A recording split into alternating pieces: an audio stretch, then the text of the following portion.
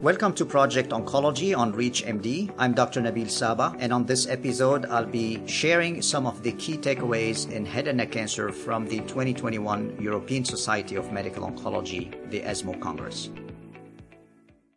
So at the ESMO 2021, the main trial that was reported is the CheckMate 651 clinical trial. Unfortunately, those were disappointing results for this much-awaited trial. The trial was conceived at the time when the extreme regimen was considered the standard of care and accrued at a later stage after the KEYNOTE-048 trial completed accrual and was reported. The KEYNOTE-048 trial randomized patients to the extreme regimen versus single-agent pembrolizumab versus pembro and chemo, and has become the standard of care after both the pembro and chemo arms superseded the extreme as far as efficacy in terms of overall survival, as well as the pembro arm, specifically for the CPS more than one group. So based on this, the extreme trial was compared in CheckMate 651 to a combination of nivolumab and ipilimumab, and unfortunately the results were negative. The main reason of why the results were negative on the CheckMate 651 is because by the time this trial was accruing, patients on the control arm had access to immune checkpoint inhibitors, namely two approved agents, pembrolizumab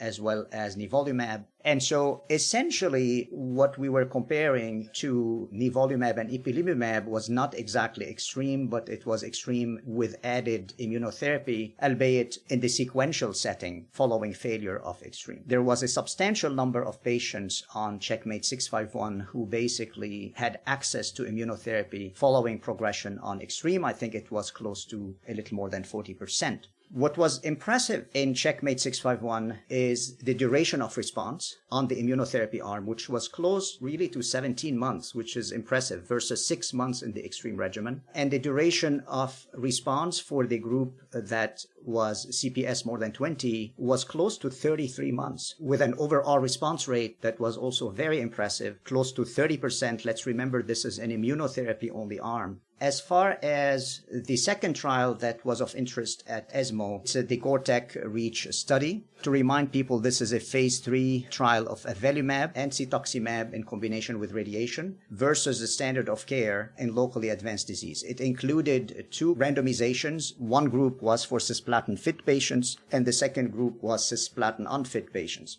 And a reminder here that previously we had seen the results of the pembrolizumab radiation versus cetuximab radiation from the same group, and that did not show any significant advantage to the checkpoint inhibitor compared to the EGFR inhibitor in combination with radiation. And in the latest update at ESMO 21, it seemed that for the cisplatin-fit cohort, the avelumab cetuximab did somewhat worse than the platinum radiation group. There was also no difference in progression-free survival between avelumab cetuximab versus cetuximab. This trial is again telling us that the combination of at least avelumab as an agent with radiation therapy is a losing proposition in head and neck cancer. This is telling us that the standard of care in the first-line recurrent metastatic setting will remain to be based on the KEYNOTE-048 study. Again, this does not negate nivo and ipi as an active regimen in metastatic head and neck cancer. And I think the question will be, would some investigators or some clinicians gravitate towards the combination of nivolumab and ipilimumab given the approval of this combination in other diseases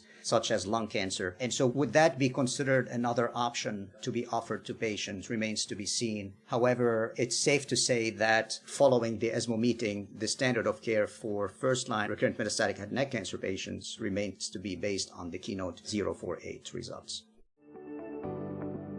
So for ReachMD, I'm Dr. Nabil Saba. To access this episode and others in our series, visit reachmd.com/Project Oncology, where you can be part of the knowledge. And thank you for listening.